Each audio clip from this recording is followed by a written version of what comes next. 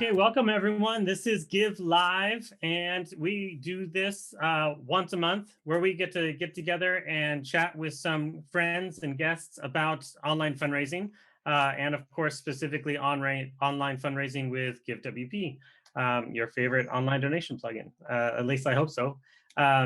Today, we're going to be talking specifically about a wonderful cause that we've gotten to know over the last few years with GiveWP. Named Albemarle Charlottesville Historical Society. And we're going to talk through what they have been going through over the last few years.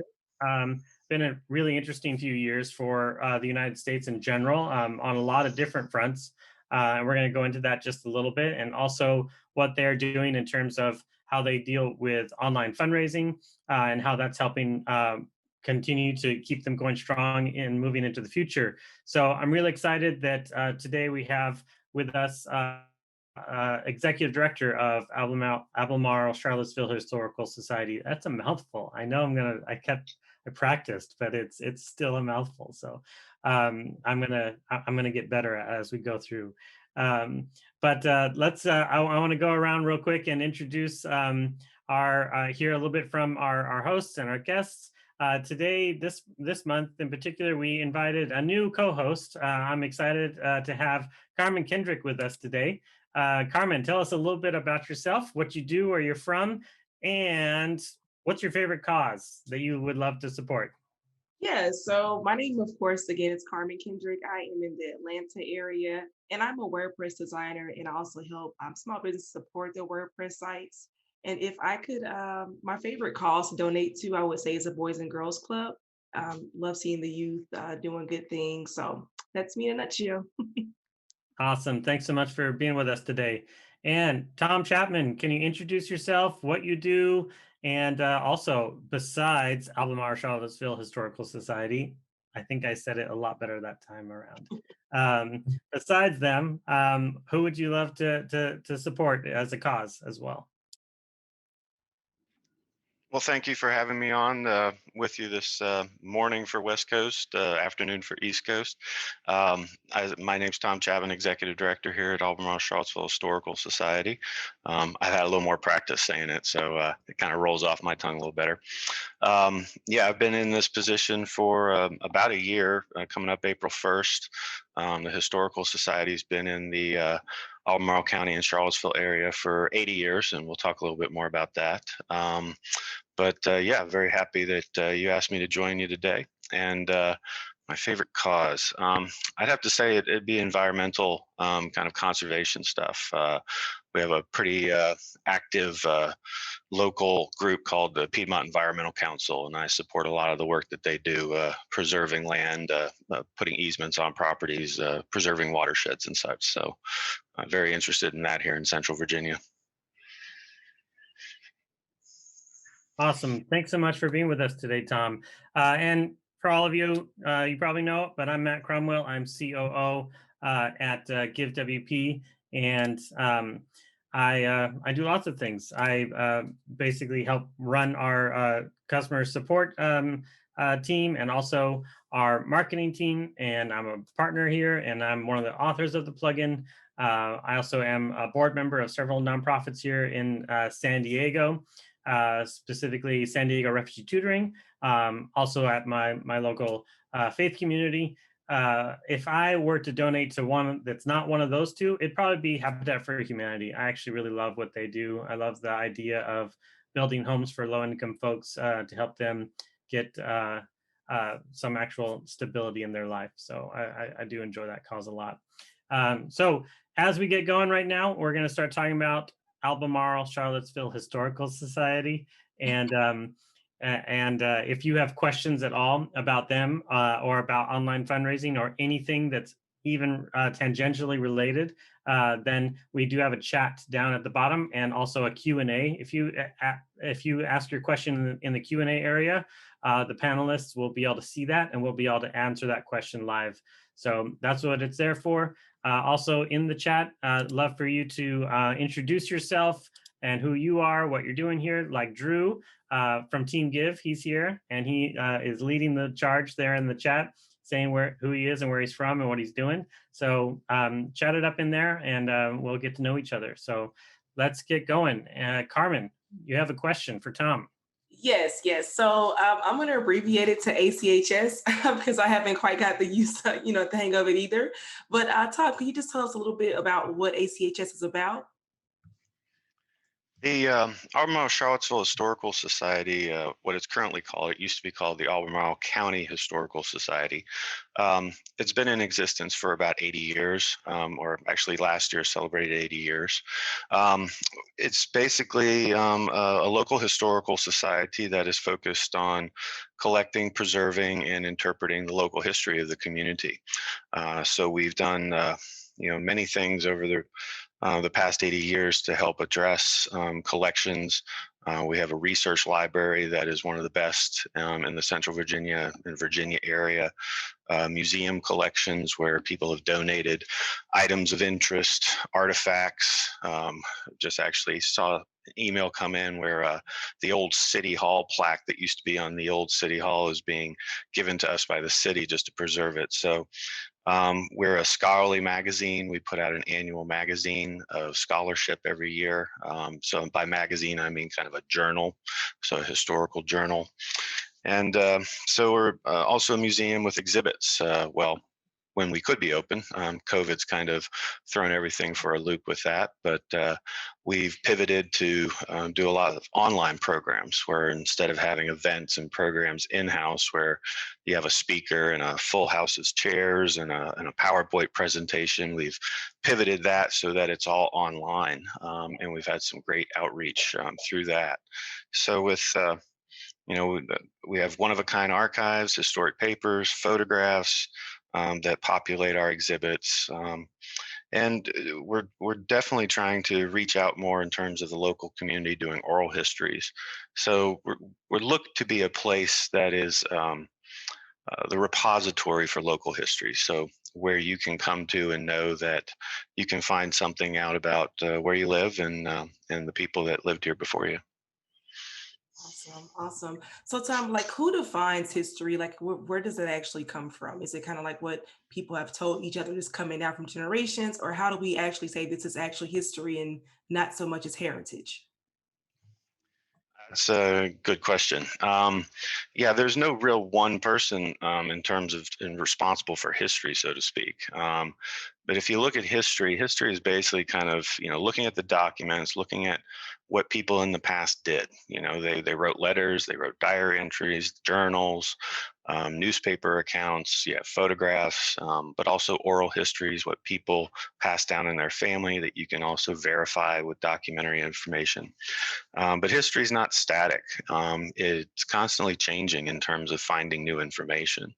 So with some of the things that we're looking at here in terms of Charlottesville and the repercussions from 2017, and we put the statement or part of our statements on the advertisement for this talk, our statement on monuments and racial equality. And there's a conversation in terms of, removing the monuments removes our history. Well, the history is there. It's documented.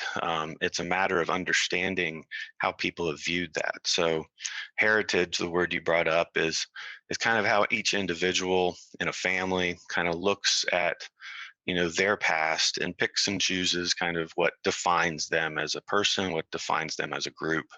And then that becomes collective memory, where a group of people come together and have a collective memory about such. So with the monuments in particular, the reasoning behind why those monuments were put up has kind of changed over time. It's viewed by some people as their heritage, but by a large portion of the population, and particularly public monuments such as that, it excludes them. These monuments were put up to define the lost cause in Virginia, which was looking at the Civil War and saying, we fought the South fought valiantly for a cause. And well, the cause was to continue to have slavery. And we've talked a lot in recent times, in 2020 in particular, about systemic racism. And with Albemarle Charlottesville Historical Society being an 80-year institution, we have a history there that goes back to segregation. Our headquarters here is in the 100-year-old public library building that was built in 1921. But for the first 30, almost 30 to 40 years of its history, it was a segregated space. So there's a hill that we have to climb as a historical society. I mean, 80 years of stuff that we've collected, 80 years of history is important, but there's also a perception of who we represent and what we represent. And for what I'm trying to do and what our board of directors is trying to do is to tell the whole history and to be able to say that we are an active civic organization that wants to tell the whole history of this county, this locality, this city. Awesome. So, I guess recently, as far as like overcoming the whitewashing in history that's been happening, what have ACHS been doing, like specifically to kind of combat that or overcome that in the community? Is there any being like Um, sorry. Sorry, that we broke up on me Oh, here. I I couldn't hear apologize. the I was last saying, part. has there been any initiative or any type of fundraiser that's been kind of put in place to help overcome that whitewashing of history that's happened over time? Well, we've been very focused on online programs, and with COVID and the impact that it's had on us, it's definitely had us pivot to that. And I think there's been an interest on our part. We came up with a new vision and a mission in terms of reimagining and reinventing the historical society in the 21st century, and that history is the story we all tell, but that it's a story that we are committed to having all diverse community members be a part of. There's not really been one particular fundraising activity, but I would see in our online program that it's kind of been a silver lining with COVID.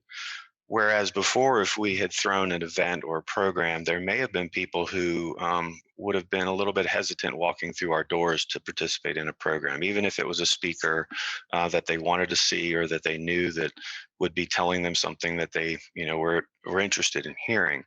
By having these online programs, by being able to Zoom people, sitting on their couch, and Facebook Live people out there in the comfort of their own home and the security of their own home, they can participate in a program that they may not have been able to previously.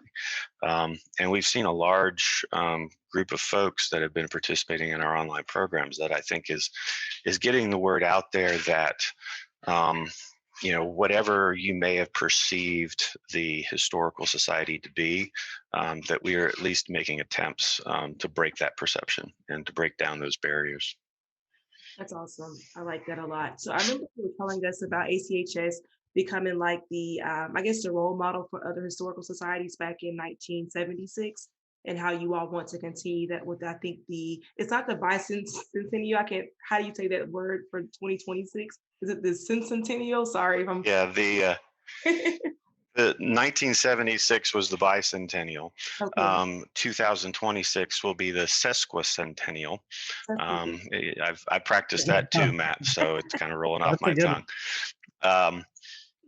But in 1976, the Albemarle County Historical Society at the time was one of the few historical societies in Virginia. I mean, you would think, looking at Virginia, that's the expansive history, that there would have been a large number of county historical societies, but there actually weren't. And previous to the bicentennial celebrations, people in different counties looked to the Albemarle County Historical Society as an example of something to emulate.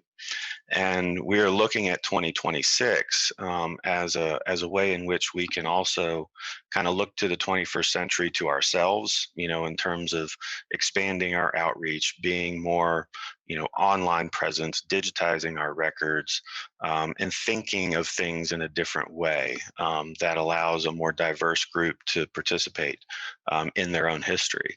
And we'd like to see if we can be an example for the historical societies to say, well, how we did things in the past and how we need to do those things in the future is now something that we need to approach in a different way. So yeah, so we're looking forward to 2026. But in the meantime, in terms of getting there, I mean, it's with COVID and other things that nonprofits, museum world has experienced, I mean, we're definitely trying to figure out every which way we can connect with our members and connect with our community to not only help, you know, perpetuate a better understanding of history, but to also support that, because we feel history as is an important thing to do, and be able to support that locally. Right. So you brought some Absolutely. great points so far about like COVID. Of course, we kind of went all the way to 2026, but let's think about last year, 2020. How did COVID like really affect you guys? Was it like a big thing, or were you kind of prepared for it already in a sense? How was that? Um, well, about this time last year, I was interviewing for this position. Um, and on April 1st, which was my first day on the job, the administrative assistant showed up at the front door with my set of keys with a mask on, and said, "Welcome. It's good to see you again," and scurried off. And you know, I opened the door, and it's a public library. It was built in 1921, kind of a neoclassical style. Benefactor for Charlottesville was Paul McIntyre, and it was part of kind of the City Beautiful movement, where, you know, this bringing monumental structures into these urban environments to improve the aesthetic and the beauty and eventually social conditions of the area. So it's a cavernous building, and I just kind of walked into it and said, "Wow, where do I begin?" Um, and it took a while to just kind of figure out what the next steps were. You know, looking at other local organizations, seeing what they were doing, understanding what government and state support was out there. You know, the SBA PPP loan. You know, trying to figure out, you know, responding to the bank when they said, "Well, we don't know what the government's going to do with this, so just apply and we'll see what happens." A lot of uncertainty. And as I kind of got my bearings, as the board of directors that hired me kind of got a little bit more into the realization that this is not a short-term issue, that this is going to be a long-term thing. Um, like I said, we pivoted to online programs and pivoted to improving our website. The previous director to me was the one who brought in the Give WP and the WordPress, and had worked on that website, but it still needed some work. So there was a lot of devotion of time to that. And, you know, as we got into the fall, we were able to then look to our scholarly magazine and authors who had contributed articles to say, "Can I get you into an online program?"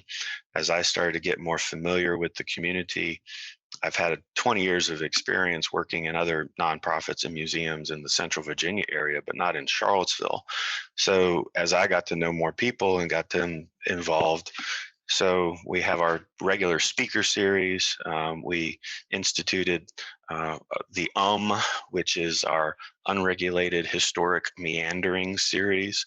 So we invite somebody to, similar to this, invite somebody to come on, and we kind of pepper them with questions and meander off in whichever direction it goes, and of local interest. And from that, we've been able to see some very good response. And as I was digging into the development database and our email database that I had inherited, just trying to figure out which end was up, it's all kind of meshed together. And a lot of it is kind of tied into the website, but it's also tied into our online presence and our email presence. So it's interesting because I feel like I'm connecting a great deal with the community, though I don't think I've shaken somebody's hand in I don't know how many months. Yeah, So it's just an odd feeling.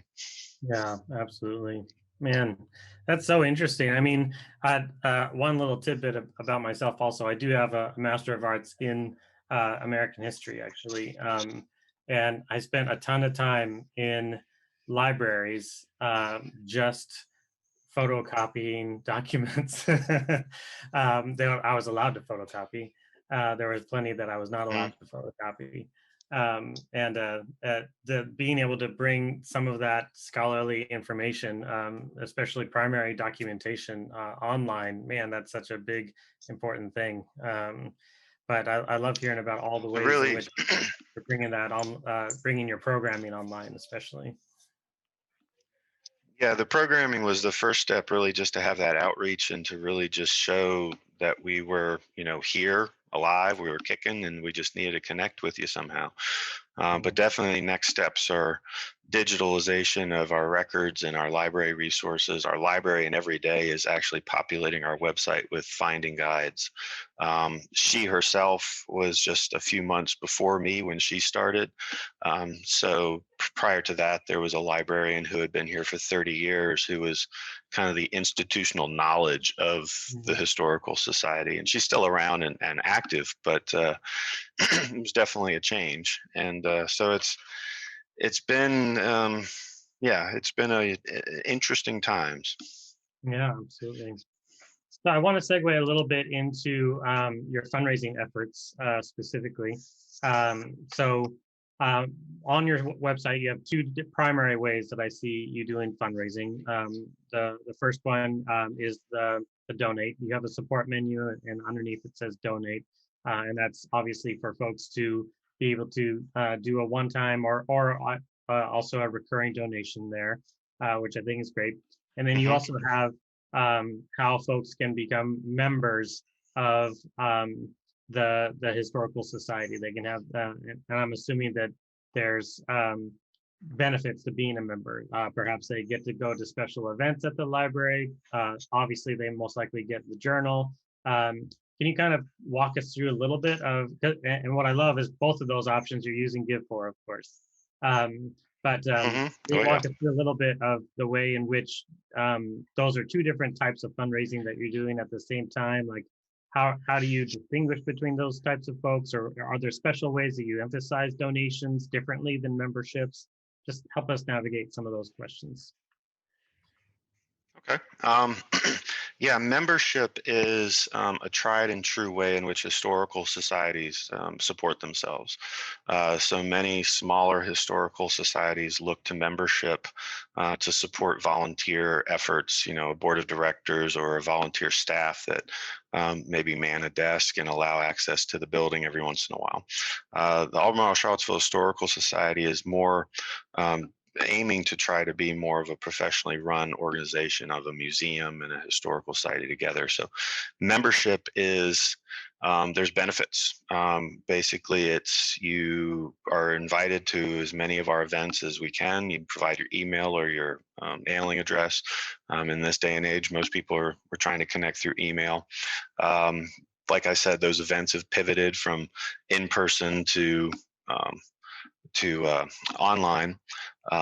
Our building, as I said, the public library is a city-owned building, Mhm. and the city is very generous to us in heavily subsidizing our rent. Mhm. So because of that, we offer most of our programs free. But the other benefit that we have is the scholarly magazine. So, I mean, our most recent one that we've put out. I mean, it's a nice little journal with some great articles. We had a oral history where we transcribed a local UVA professor who was active in the civil rights, Professor Paul Gaston, put it in there, had a Mhm. lot of great feedback from it. So that in and of itself, for like a individual $45 membership, is Mhm. the price of admission kind of thing.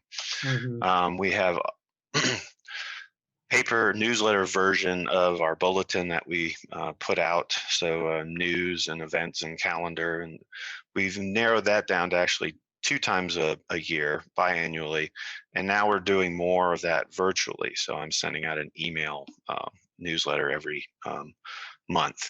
So we're also still trying to explore, like I said, what the 21st century historical society looks like, and if membership is something that we continue to move forward with. There's a certain familiarity to it. There's a certain comfort level with our members. It's like every year, on the anniversary of when they sent their membership last year, they'll send it to us again. Mhm. And some of them have gotten a little bit more tech savvy, and they can do the reoccurring credit card thing through GiveWP and our credit card back behind it. Yep. And how then do we shift over to more donor driven type of sustainable operations? And that's something that we're working on in terms of strategically planning that. We have a number of generous donors who have been supporting us for many years. There's a lady actually who just recently passed away, but she was up in her 90s.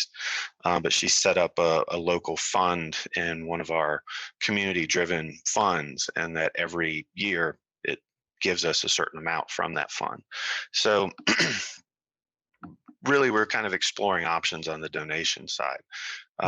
But with how we divide it out in the website, it also allows us to then distinguish between what people are expecting. So if they're signing in through the membership side, then we know, okay, they have that idea in mind. If they're coming in through the donor side, then we're kind of thinking of them in a different way and kind of organizing them in our database in a different way so that we can approach them differently. The members get, the benefits and everything, but the donor is like, okay, you're showing a different interest here. So we kind of look at that different. Yeah, maybe it's like the membership folks are more historians, either professional historians, amateur historians, and the donation side is maybe more community members who are benefiting from your events and things like that. Is that maybe a loose way that they're segmented? In a way, I think our membership at this point is very much driven by the magazine because it's become, we've been publishing it for 80 years. So there are people who, if you go into their house, they have a shelf full of our magazines. So it's like if they don't renew their membership, then they can't put that book on the shelf. But I know they're reading them too, so they're interested in what we're putting out. But yeah, I think there's something to explore there in terms of how we approach that. I didn't want to fiddle with that too much in my first year in the middle of a pandemic, and I didn't want to confuse the membership out there and say, well, maybe we'll do this different and not have the money come in. So I didn't want to mess with that. But yeah, there's opportunities there.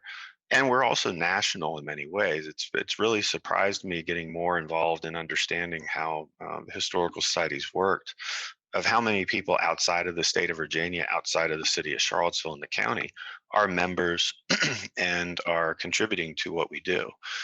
So it's a national reach that we have. And we've seen more and more of that with our online programs, which has been great.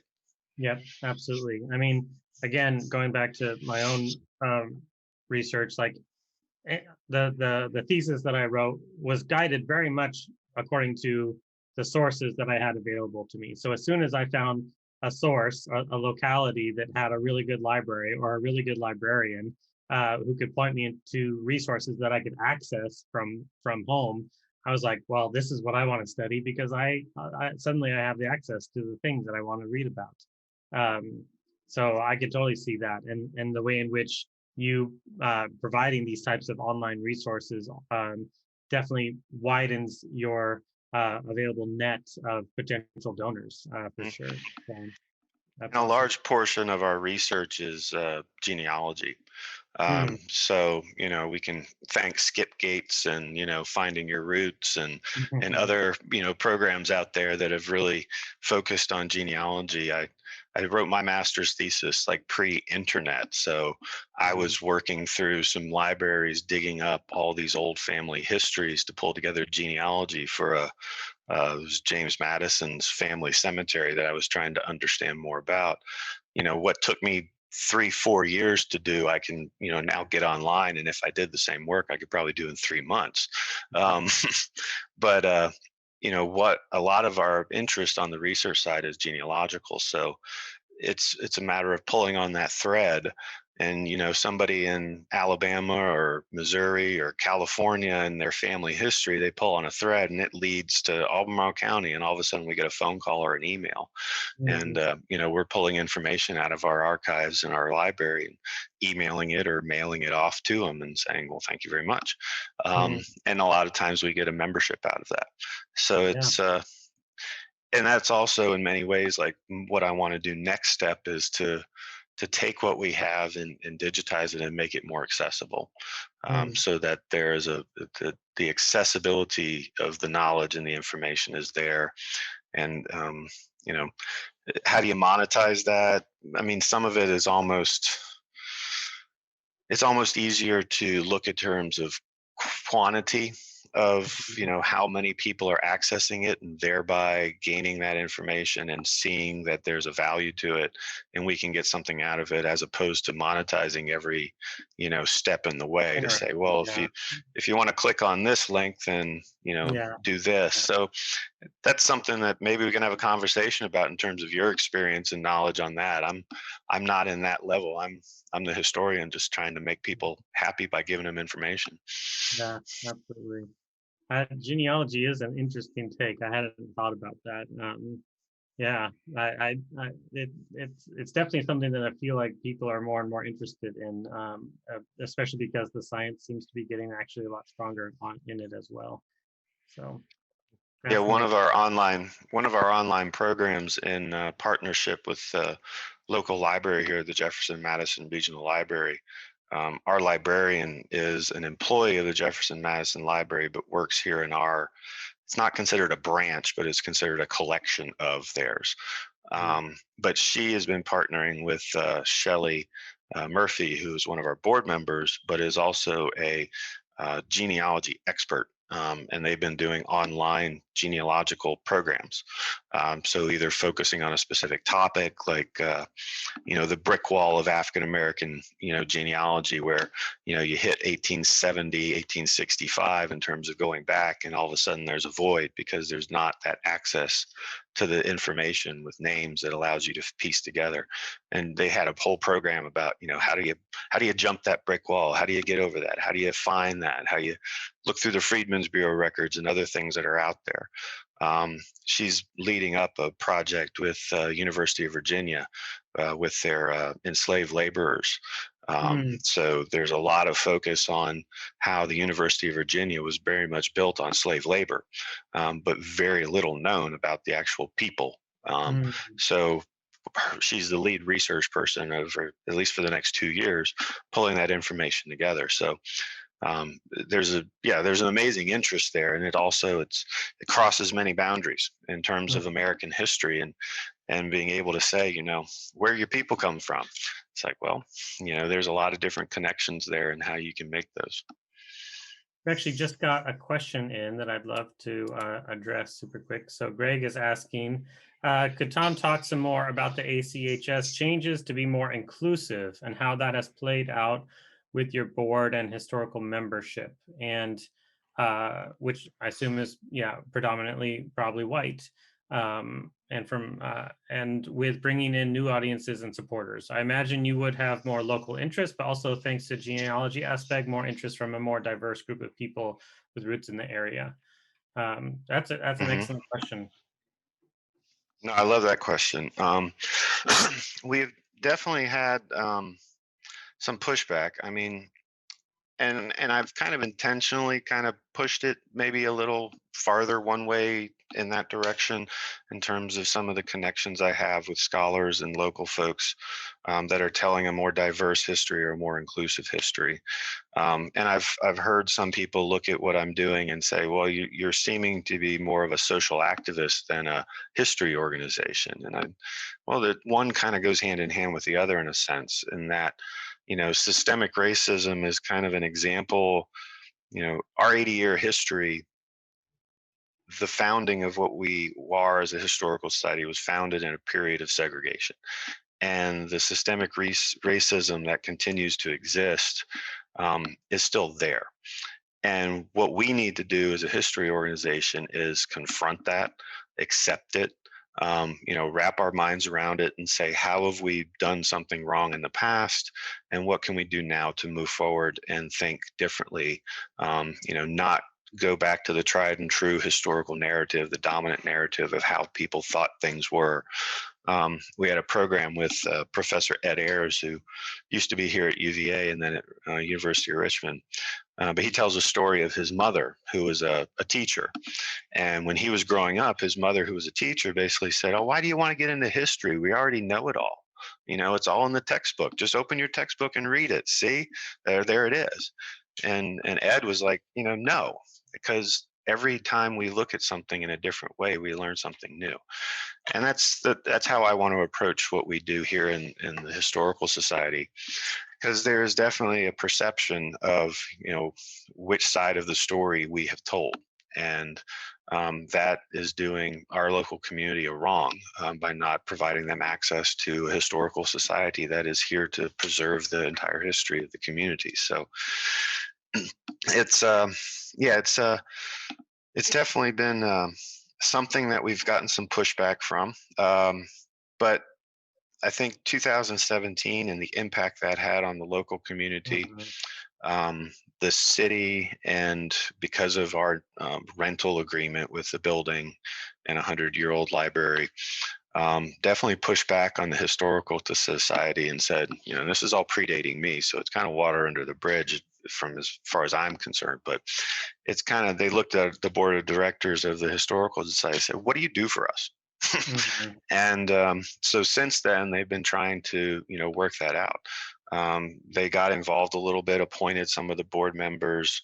The board got together and pulled themselves together, a fairly diverse board of board of directors. So they've been making some strides even before I showed up a year ago. The previous director was kind of taking those steps in the right direction. And I mean, I'll come back to COVID, and that the silver lining there is, it's equaled the playing field in many ways, because lots of organizations and lots of businesses and everyone is having, difficulties and are struggling. And we don't stand out as much in a way, but it can also kind of even the playing field in the sense of, we accept our history of what this place is, and we're going to tell you that history. Now let's move forward and think of how we can be more inclusive and how we can tell a different story. So there's definitely been some people who have written me letters and emails and have not been happy with some of the things that I've put out there. Our statement on monuments, which was a board-driven statement, had some responses back to it saying, well, how can a historical society want to try to remove history? Well, we're not in the process of trying to remove history. We want to tell the more complex history. And by telling that complex history, some people's, memory, their collective memory and their idea of their heritage, they may get hurt because, well, that's not what my daddy told me, or that's not what my granddaddy told me, or that's not what I learned in school. I mean, which is sometimes, incredible to think, when the At Ready monument, one of the 3 monuments or 4 or 5 monuments, anyway, we won't get into that in terms of the complexity, but the At Ready monument was the Confederate monument that was removed by the county at the courthouse just within the past few months. And in the process of doing that, the Board of Supervisors, in their discussion of it, I don't know how many times I heard each of them say, I never learned the history of this monument in school. I just learned it was a memorial to, the dead soldiers.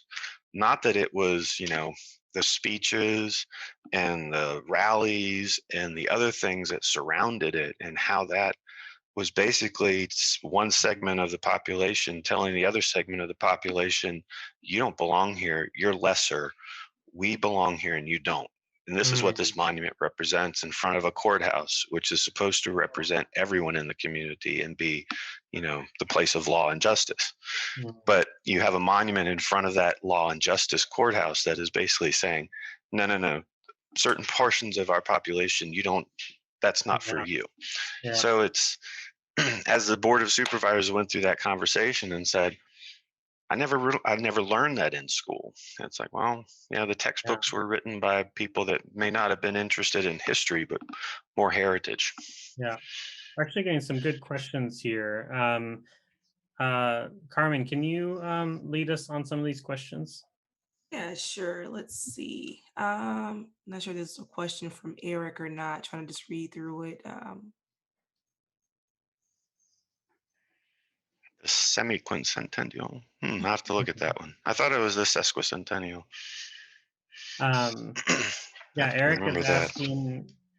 Eric is asking basically, what do schools want to see in your work? What do they want? Content modules? Do they want volunteers of a certain accessibility? Like, are there other ways you're able to benefit the community? Do they want you to fund initiatives specifically? Do they want to work with you so they can apply for community engaged initiatives? Yeah, does that make sense? Can you see these questions Yeah. as well, Tom? I was starting to pull them up, but they're kind of little tiny things. But if you want to pick and choose, so I don't get sucked into the vortex of that. Um, There's three questions here, and I think they're all pretty relevant. So Eric's is mostly about, are there ways that ACHS can be nimble and creative in the way it supports the community? mhm.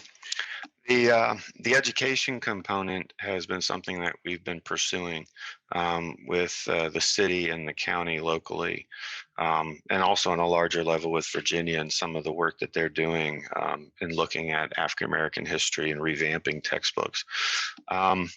But with COVID and different things, it's been a little bit harder to manage. But we're moving towards a direction of looking at, well, we brought back our historic tours, which was the first thing that we could do in COVID and have people like socially distance.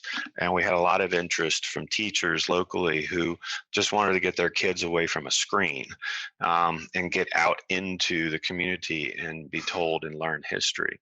So the fact that they weren't in classrooms, but they were in the house or in their home and finding this hybrid ability to take, the community and turn it into the classroom. That's something that we want to pursue. Another initiative that we're looking at is Cvilpedia, which is a local wiki. And we might talk about this a little bit, but Yeah, absolutely. it's a local wiki that was started in similar to Wikipedia, but on a much smaller level, focused on the county and the city. And the same as a Wikipedia in that it's user generated. So it's a community driven source of information. It's factual. You reference, you link to other websites, you link to other data sources. And we're looking at different modules within that we can possibly use with at least middle school to high school level kids to say, the history you read in a textbook or what is presented to you in a textbook, you can make your own history. You can create your own history. You can go out and find it. And hey, in the process of it, you can write the article and you can put the page together. Does your family have a long history here? Well, find your father and your grandfather and your great grandfather and tell their stories and put it out on Cvilpedia. So there's avenues that we can approach through that. Yeah. So, I mean, on an education side, we definitely want to explore that more. The funding, if the question on the funding there, we don't have a lot of discretionary funds. So in many ways, the schools are kind of looking for the expertise and that we can fit in to that, where they are the education folks and we are kind of the research, and we can pull the education and the research together and have it be something. Then we can tie into some state and local funding sources for that. So it's been there's opportunities there, and we're trying to break into it a little bit more. Yeah. Yeah, we got two more questions here. One from Jody, one from Phyllis. Carmen, can you take that? Yeah, sure. So Jody asked, what is the makeup of your board? Has the diversity increased? And were there any policy changes in order to get that diversity to happen? Is that a lot? Yeah, like I mentioned in 2017, 2018, when the city took a more active role, they nominated some community members, local community members, to be on the board. That is that was a 1-year term that they were on, and they put into place some good things, some good steps, worked with some other local nonprofit organizations on board development and governance and all those things that are important. The diversity, we have Shelley Murphy is an African-American woman. She's the genealogist I mentioned. She's our president. We have Professor Irvin Jordan, who's a UVA professor in the special collections. He's an African-American. Angus Arrington, who's a local real estate and a local community member. So it's a good diverse group of folks, and also in terms of thinking, in terms of how, I mean, I don't want to get, talk red or blue or purple or how people, come at it from a political standpoint, but there's a diversity there too, and at least in our membership also. So it's, from my vantage point, I want to hear all, sides of an issue. I want to be able to get the perspective.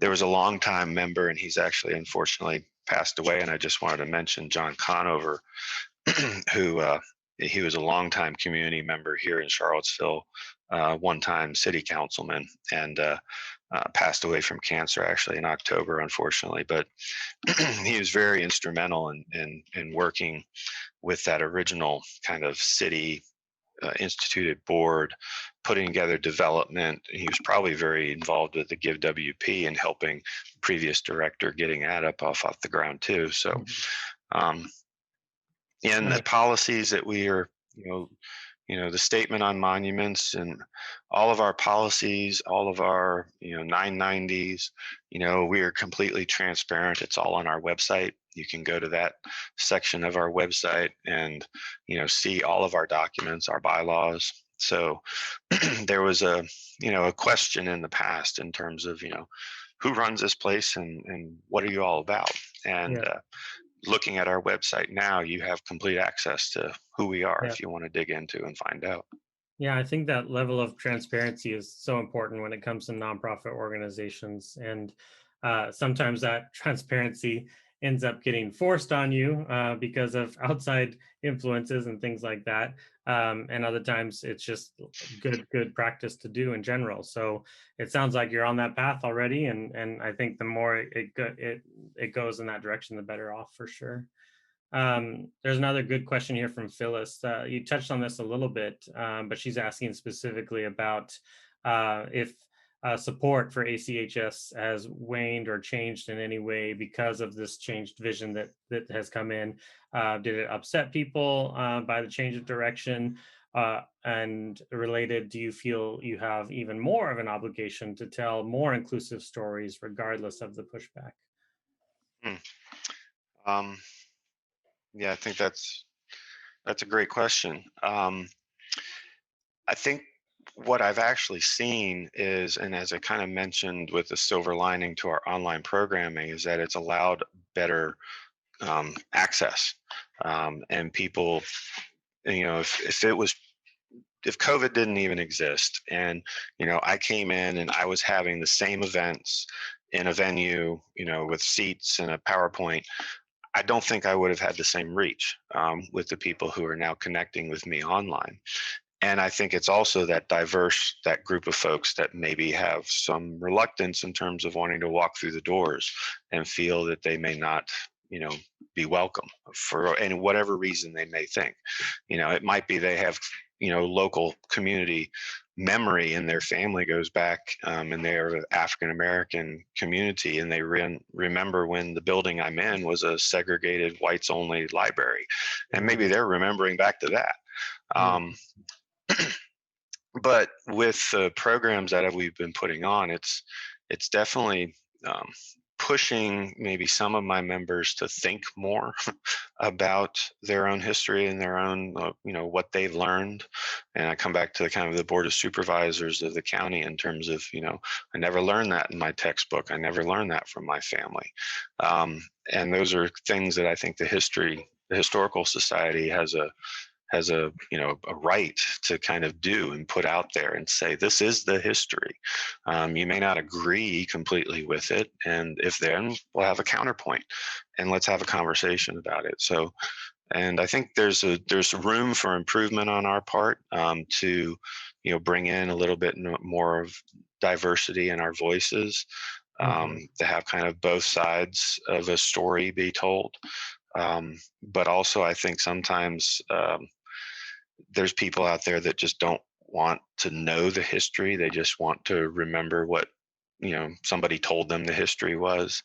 And for those, that's something in society and culture and politics and our polarized community as it is that we need to address in general. And I think the role of a historical society is to simply put the information out there and say, this is what it was, and if you don't like it, then do something about it to change it, looking into the future, as opposed to arguing about how somebody's trying to remove somebody else's history. It's not the case. It's just we need to tell a complete history and a whole history. Nice. Well, we have just a few more minutes, and I do want to have a chance to hear a little bit about your next big fundraiser, which seems like it's kind of a big project.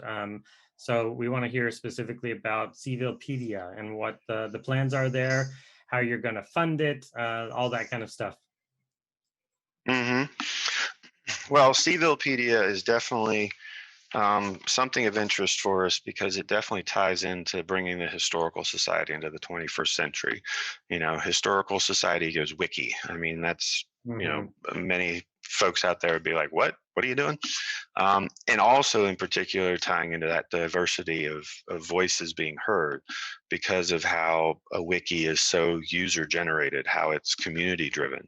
So and to think that a historical society is going to let the community tell their history and not have any control over it. Some people in the historical society world would be like, that's scary.